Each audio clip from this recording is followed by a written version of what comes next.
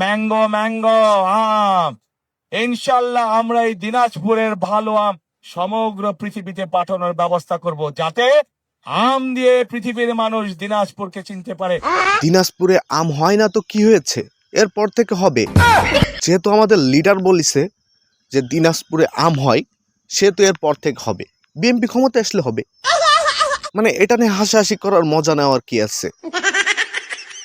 মানে কি আমরা যে 5 বছরে 50,000 গাছ লাগানোর কথা বলেছি, সেটা কি এমনি এমনি? এই যে দিনাজপুরে আম গাছ লাগাবো, ফরিদপুরে সয়াবিন গাছ লাগাবো, এই যে 50,000 গাছ, এটা তো এমনি এমনি বলি নাই।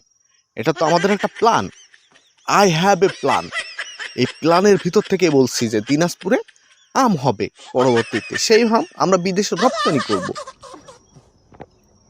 মানে আমি ভেবেছিলাম আমাদের লিডার দেশে এসে আমাদেরকে পরিবর্তন করে ফেলবে, কিন্তু এখন দেখতেছি আমরা আমাদের লিডারকে পরিবর্তন করে ফেলতেছি।